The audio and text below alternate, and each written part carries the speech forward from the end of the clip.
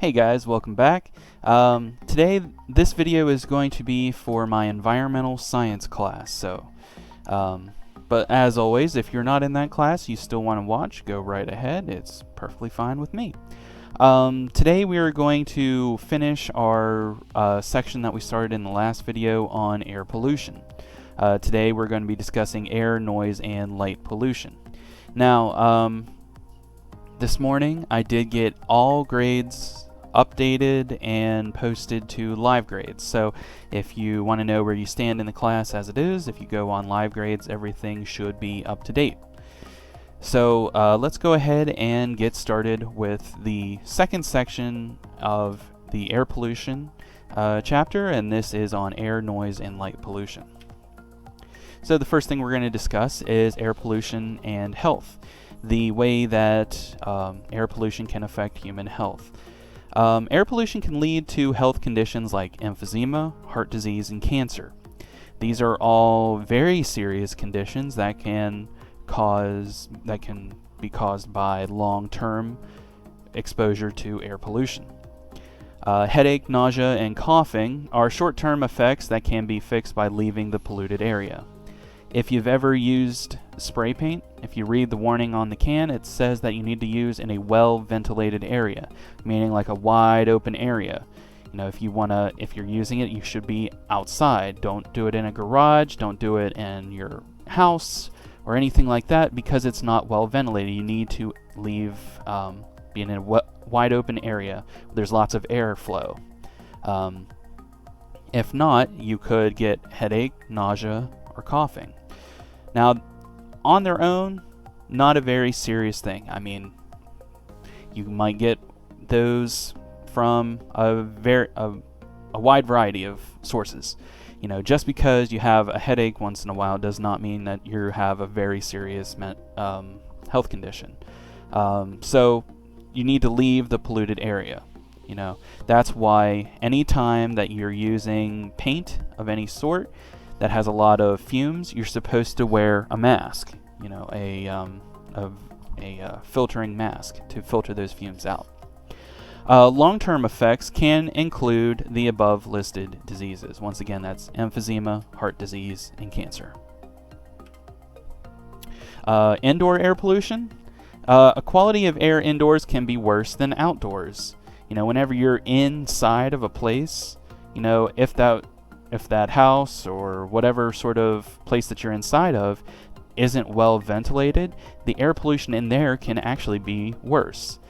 Buildings with poor air quality have what is called sick building syndrome. Now, what does that mean? Now, I'm not saying that the building itself is sick. What that means is that the house or building, whatever it is, just has very poor air quality inside.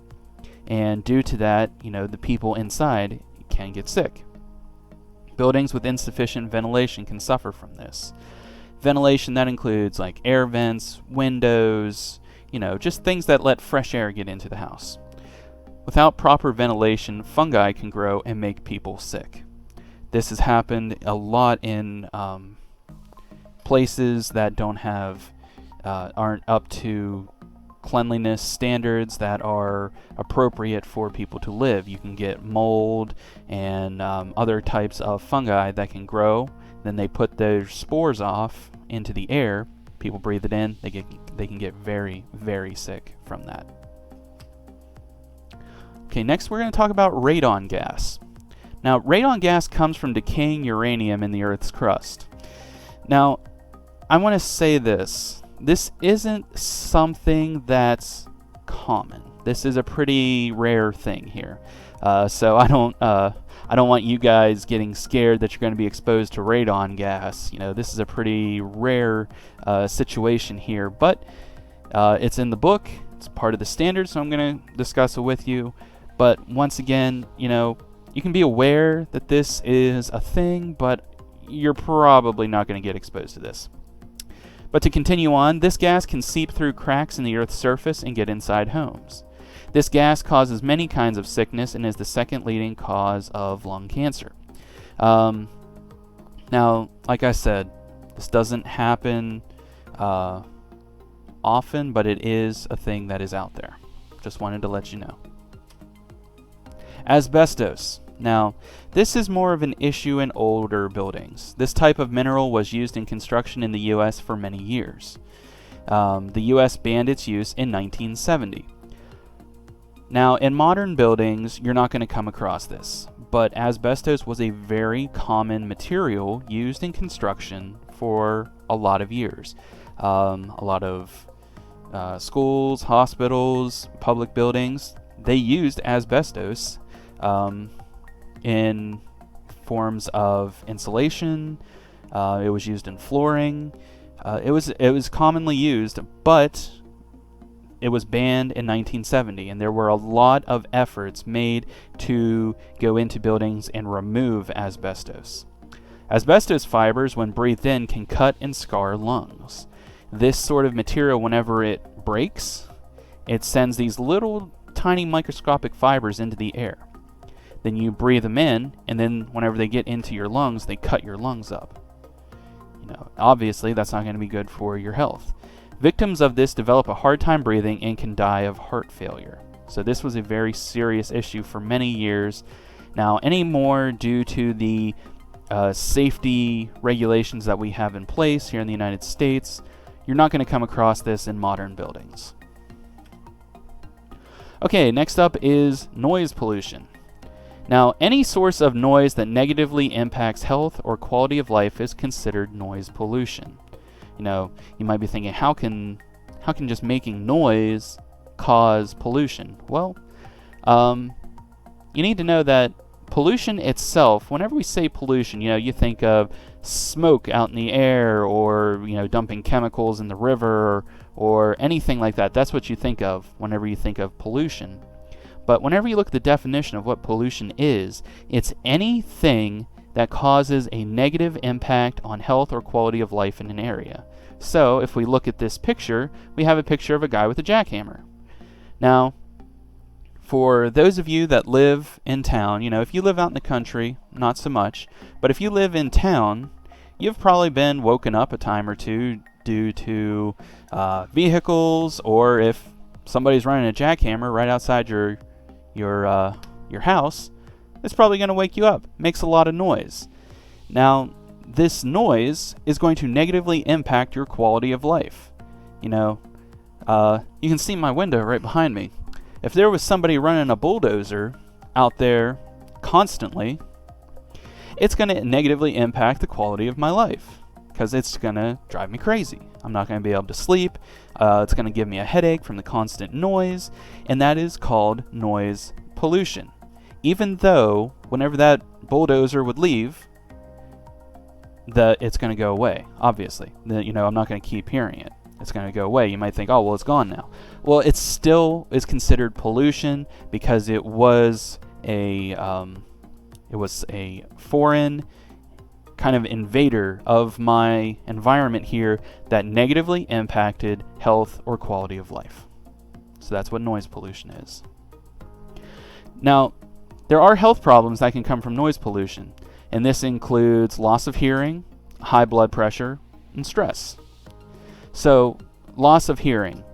Now, that's a simple one. If you are a person that works with machinery, or if you run a chainsaw, or even a lawnmower, anything that is loud that you're going to constantly be around, you should wear earplugs or some sort of, I know if you're a person that likes to shoot guns, they make those earmuffs that you're supposed to wear that save your hearing.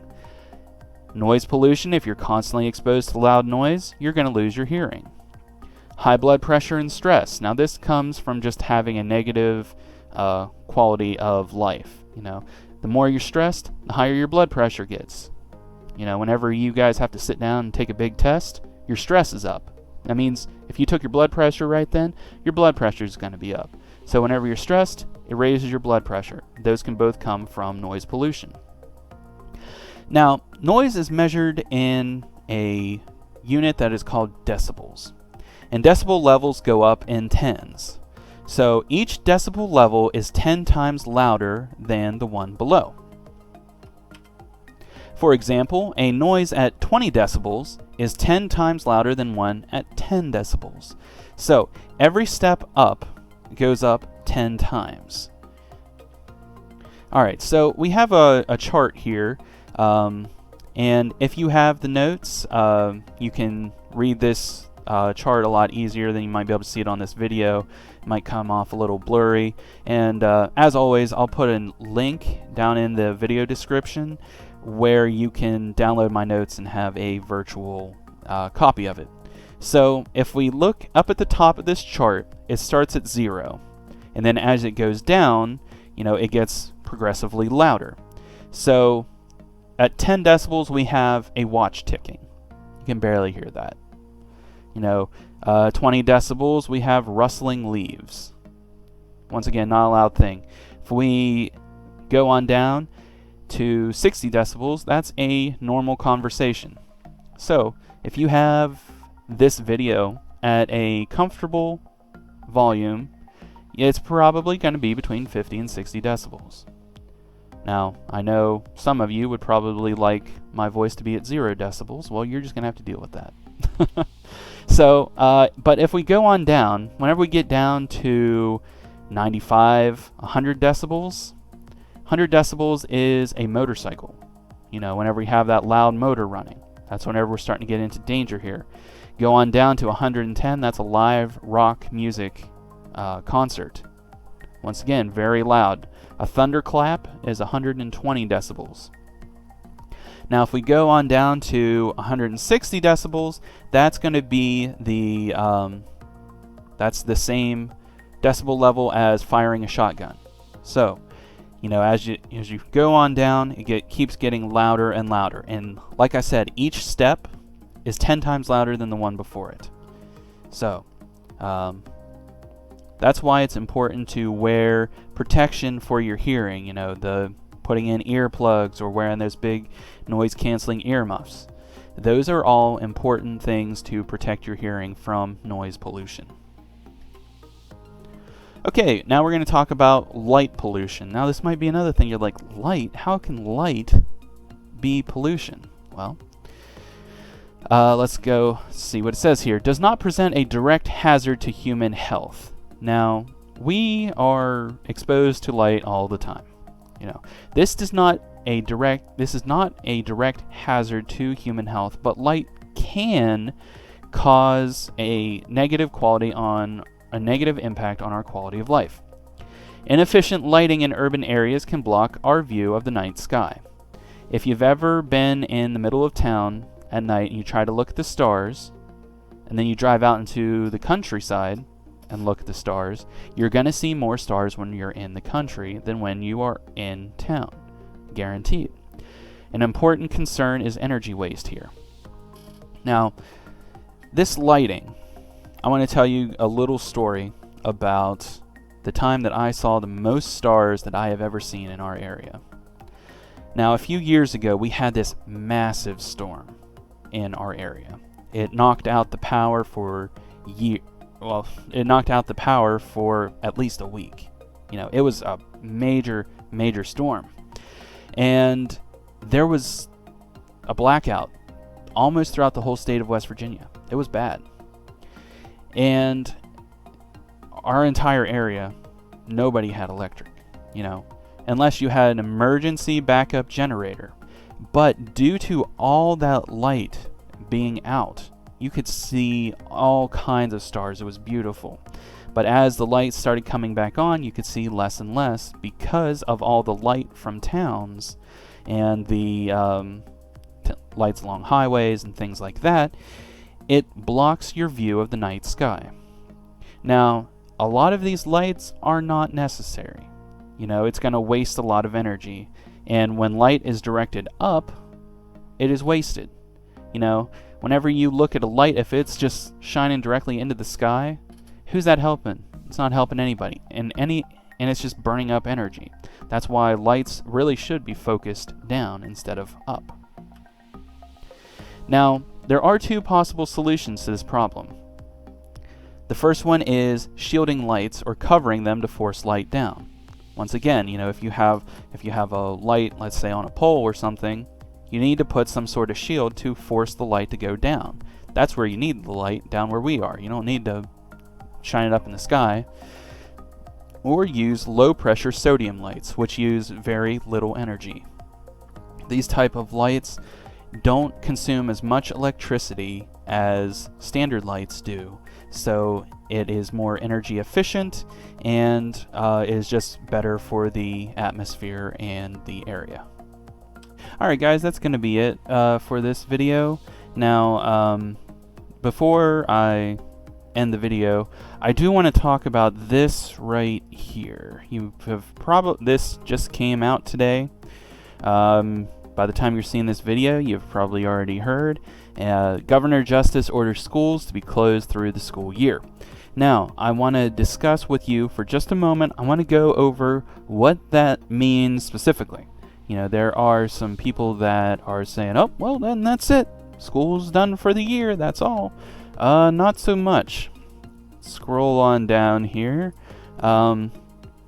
During his daily COVID-19 press briefing, West Virginia Governor Jim Justice announced that schools will be closed during the academic school year. Now, what that means, Governor Justice says while he had hoped for the possibility of opening schools and giving students the opportunity to see their friends and teachers again, he feels the decision to continue distance learning, which is what we're doing right here, to continue distance learning is the best course of action to keep students and staff safe amid the pandemic. So,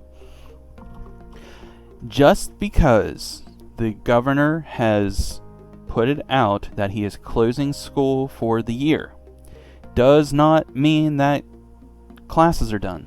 We're still going to keep on doing what we're doing here. I'm going to continue to interact with you through the internet. I will continue to post things on Schoology. I will continue to post things on YouTube. I'm going to continue to email or call or, you know, what I've been doing so far. This does not mean that classes are done. All this simply means is that, yes, for the remainder of this school year, we will not meet in person. This does not mean that there's no more class. This does not mean that there's no more information to be covered. No, we're still going to be doing all the same things that we have been doing, but it's going to continue throughout this school year. So, I just wanted to make that clear. I might make another video where I just talk about what that means. But just so you know, just because he closed school for the rest of the academic year, which is the rest of the school year, does not mean that classes are done. So, just keep on watching your email, log in, check your Schoology, continue watching my videos. All of those, we're just going to continue what we've been doing, and we will just go with our distance learning. Okay, so if you have any questions about anything that we've covered today, if you have any questions about what the governor has said, feel free to leave it in a comment on this video, send me an email, however you want to get a hold of me. There will be a quiz that goes up on Schoology. Now, whenever I put a quiz on Schoology, I do put a deadline, and I want it back by then. But if you're having computer issues, internet issues, and you can't get it in by the deadline, it will still be available after. And if for some reason you can't get to the quiz before the deadline, email me. Let me know. Let somebody know that can get information back to me.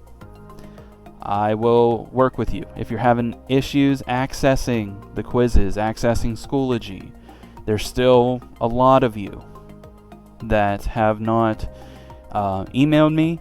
There are a lot of you that have not logged into Schoology. There are a lot of you that have never joined my classes on Schoology. Guys, let me know how to help you. Or at least send me an email. Let me know how you're doing. What are you doing during the COVID-19 shutdown? Talk to me. Let me know. Let me know how you've been doing. So, send me an email. Let me know how you're doing. And that's going to be it for this video. So I hope everybody has a good day, and I'll see you in the next time.